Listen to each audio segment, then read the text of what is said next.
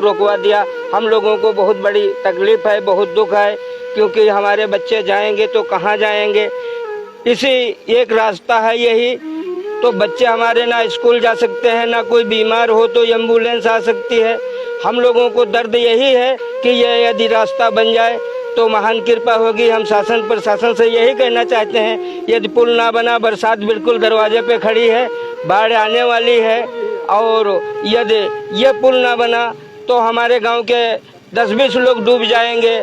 तो यही बड़ा दुख है। हम लोग चिंतन में पड़े हैं, क्या करें क्या ना करें। क्या है इसमें जो ऊंचे वाले गांव हैं उस कह रहे हैं हमारे गांव में बाढ़ का पानी भर जाएगा, और उस पानी बहुत दूरी है, उनके गांव में भरता नहीं है। सब दिन आता है, एक नहर है, नहर से पानी निकल जाता है, शारदा में गिरा हुआ है। ये खाली ताल का पानी निकलता है। सुरजीपुरा गांव से 300 मीटर दूरी है, और उधर सर्वे हुआ था, सर्वे भैया कल है, तो 300 मीटर दूरी ठहरा है, और ये रुकाया जा रहा काम। किस कारण रुकाया जा रहा है?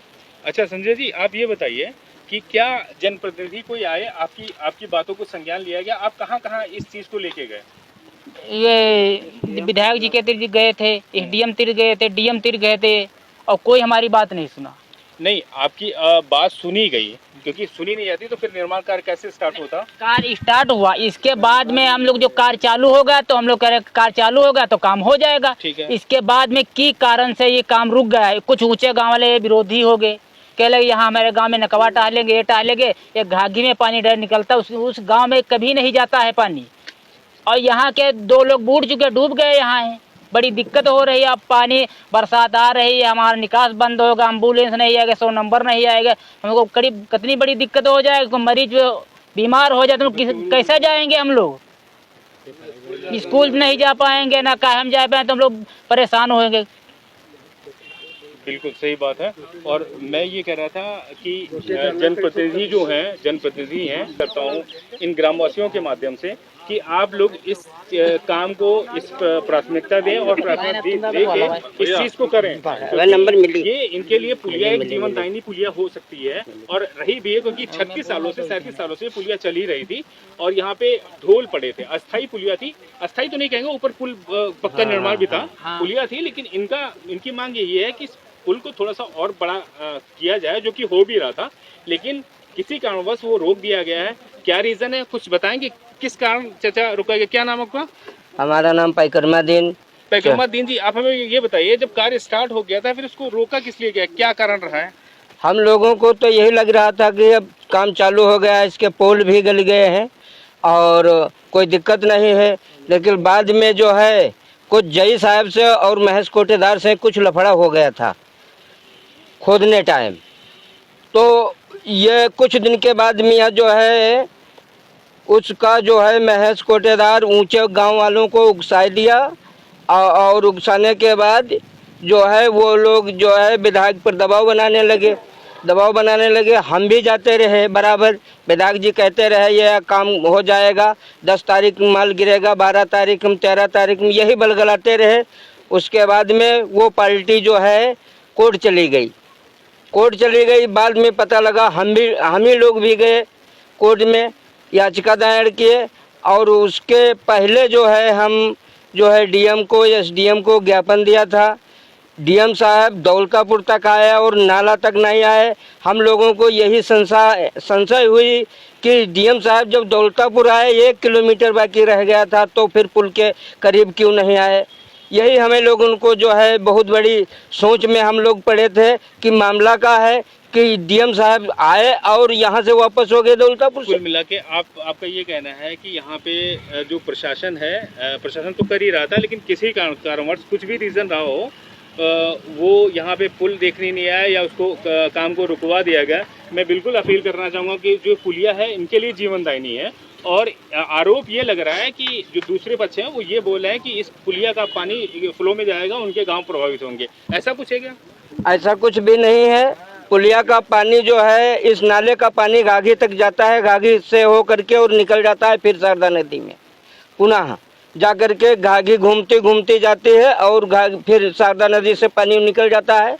ऐसा कुछ भी नहीं। जो बाढ़ राहत में सामग्री मिलती थी, किटें वगैरह, तो वो क्या, हम तो कहते थे उस जांच कर ली जाए, अगर किसी भी गांव में एक भी किट मिली हो, किसी को किट उस ऊंचे गांव वालों को नहीं मिली। उसके बावजूद जो है विधायक जी एक एक घर टहले हैं, हमारे तराई क्षेत्र में एक एक घर पैदल जा कर के टहले हैं। उसके बावजूद जो है विधायक जी ऐसा कर दिए कि काम को रोकवा दिया। हम लोगों को बहुत बड़ी तकलीफ है, बहुत दुख है, क्योंकि हमारे बच्चे जाएंगे तो कहाँ जाएंगे।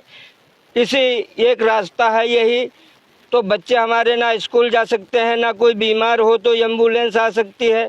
हम लोगों को दर्द यही है कि यह यदि रास्ता बन जाए तो महान कृपा होगी। हम शासन प्रशासन से यही कहना चाहते हैं, यदि पुल ना बना, बरसात बिल्कुल दरवाजे पे खड़ी है, बाढ़ आने वाली है, और यदि ये पुल ना बना तो हमारे गांव के 10-20 लोग डूब जाएंगे।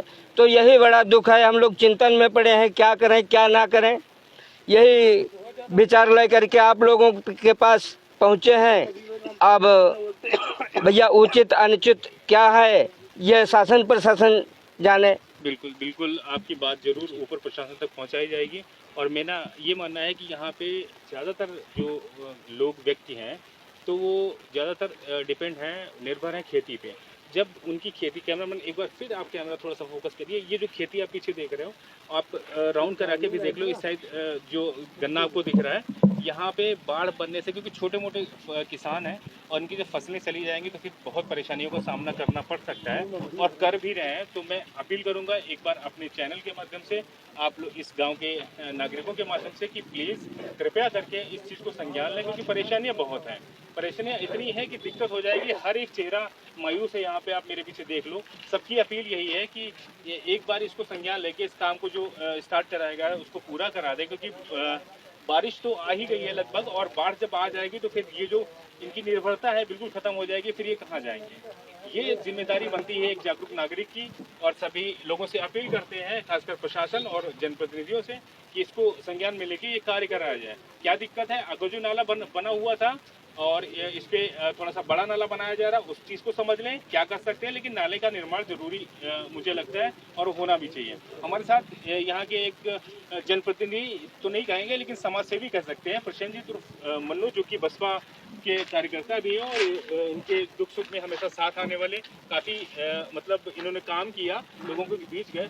थोड़ा सा आपका पॉइंट ऑफ व्यू मैं जानना चाहूँगा प्रशांत सिंह, आपने इसको फॉलो किया है काफ़ी अच्छी तरीके से, गांव आते भी रहते हैं, लोगों के दुख सुख में आप खड़े भी रहते हैं, क्या ऑब्जर्वेशन है, आपने क्या अभी तक ऑब्जर्व किया? आप 2 बार आ चुके यहाँ से। देखिए, पहली बार मैं 22 तारीख को आया था और नाले को देख के गया, फिर 25 तारीख को देख के गया। तब तक एक बार ही बरसात नहीं हुई थी, और शायद 2 या 3 घंटे की बरसात में आप देख सकते हैं पानी कितना भर चुका है पीछे। आपके आप कैमरा करके दिखा सकते हैं पीछे जी जो पानी के हालात हैं। देखिए, मेरा 25 तारीख को भी मैंने बस एक ही बिंदु उठाया था कि तालाब का पानी, क्योंकि यहाँ बाढ़ प्रभावित क्षेत्र है और ये थोड़ा समुद्र तल से नीचे है, थोड़ा खल्ले का गांव है ये, तो यहाँ पानी भरता ही भरता है हर साल, और सामान्यतः यहाँ 3 से 4 फीट पानी हो जाता है। अगर आप उस पानी को भी ब्लॉक कर दोगे जो बहता था, क्योंकि अभी क्या था, अभी नया पुल बनने के लिए उस जो छोटा नाला बह रहा था उसको ही बंद कर दिया गया है, और सारा का सारा पानी अब गांव में आएगा। तो मैं, जैसा मैंने पिछली बार बोला था, मैं आपकी बार फिर बोल रहा हूँ, प्रशासन की नींदें क्यों नहीं खुल रही हैं, क्यों, कब तक उनकी आंख बंद रहेगी मुझे नहीं पता, पर जितना बुरा हो सकता है उसको आप एक्सपेक्ट कर सकते हैं, उसकी अपेक्षा कर सकते हैं। क्योंकि जब पानी, हमारे ख्याल से आप लोगों से पूछ सकते हो कि जिस अवस्था में है 8-10 फीट पानी आ ही जाएगा। अगर तो क्या हम इंतज़ार कर रहे हैं कि लोग मरें, कि लोगों के मवेशियों का नुकसान हो, लोगों के जान माल का नुकसान हो, लोगों के बच्चों के स्कूल बंद हों, या कोई मरीज़ जो है अस्पताल ना पहुँच पाए? तो हम या तो उस दुर्घटना का इंतज़ार कर रहे हैं, तो वहीं गांव के लोग जो हैं, हमारे साथी लोग, ये 2-4-5 लाख के भूखे नहीं हैं। इनको कोई नहीं चाहता इनके घर में कोई तरह की दुर्घटना हो और बाद में लोग मगरमच्छ के आंसू लेके, मगरमच्छ तो नहीं रोलेंगे नाले में, ऐसा लोग बोल रहे हैं, लेकिन मगरमच्छ के आंसू बहुत देखने को मिल जाते हैं बाद में। हमारा ये अपील है, मैं फिर से बोलता हूँ, जैसा मैं पिछली बार बोला था, मैं किसी राजनीतिक परिवेश में बात नहीं कर रहा हूँ, ना ही यहाँ पे किसी पार्टी की तरफ से आया हूँ। मेरा बस यही सिंपल सी, साधारण सी एक प्रार्थना है, निवेदन है, अनुरोध है कि इस कार्य को जितना जल्दी हो सके पूरा कराएं, ताकि गांव वालों को होने वाली जो घटना है, जो कि हम मान सकते हैं संभावना बहुत ज़्यादा है उसकी, और तीव्र है, कि अगर बारिश हुई और थोड़ी सी भी तेज़ बारिश हुई तो वहाँ आपने भी देखा उस गड्ढे का हाल क्या है। हम लोग की गाड़ी आने में बड़ी दिक्कत हो रही थी, कच्ची मिट्टी है। आप ये बताइए, बारिश हो जाएगी और लोग वहाँ से गए और कोई फिसल के अंदर गिर गया तो मैं फिर बोल रहा हूँ, उसका जिम्मेदार कौन होगा? डीएम साहब होंगे, यहाँ के इंजीनियर होंगे, विधायक जी होंगे, शासन प्रशासन होगा, या खुद जो है मुख्यमंत्री जी होंगे। यहाँ पे प्रशांत सिंह, एक मेरा सवाल बन रहा है, क्योंकि यहाँ पे आरोप ये लग रहा है, जो दूसरा पक्ष ये बोल रहा है कि उनका ये नाला बनने से उनके खेतों का नुकसान है।